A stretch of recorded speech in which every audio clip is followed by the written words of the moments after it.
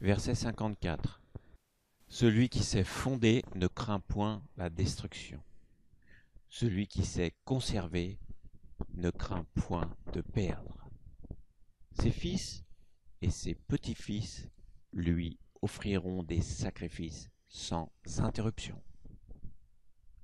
Si l'homme cultive le Tao au-dedans de lui-même, sa vertu deviendra sincère. S'il le cultive dans sa famille, sa vertu deviendra surabondante. S'il le cultive dans le village, sa vertu deviendra étendue.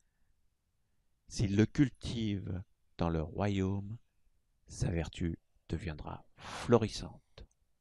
S'il le cultive dans l'empire, sa vertu deviendra universelle. C'est pourquoi, d'après moi-même, je juge des autres hommes. D'après une famille, je juge des autres familles. D'après un village, je juge des autres villages. D'après un royaume, je juge des autres royaumes. D'après l'empire, je juge de l'empire.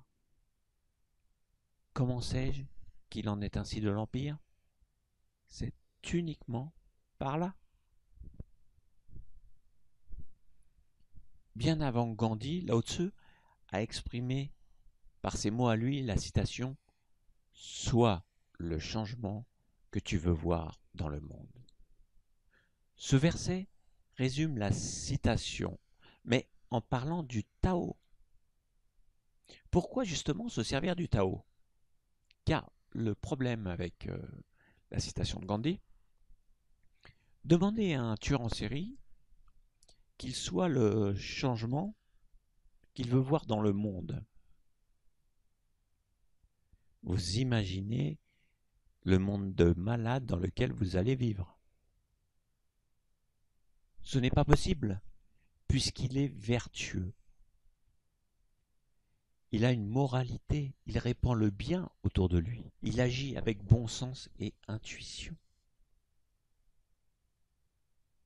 Il peut se bonifier.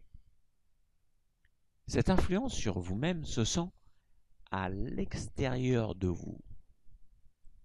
Donc, vous pouvez influencer un village. Mais c'est pas tout, puisque Lao Tzu précise que par votre seule attitude, vous pouvez influencer un empire. C'est un peu l'histoire du battement d'ailes d'un papillon qui provoque une tempête à l'autre bout du monde. Ou une version plus actuelle, un seul message par une personne sur les réseaux sociaux peut être vu des millions de fois. Donc, ne sous-estimez pas votre manière d'être et la façon dont vous aimeriez voir le monde. Certes, cela ne va pas se faire du jour au lendemain, comme certaines tendances New Age le pensent. Ça se fera, mais par contagion, comme un virus. Ne sous-estimez jamais les messages d'il y a des siècles. Le temps est peut-être qu'une illusion après tout.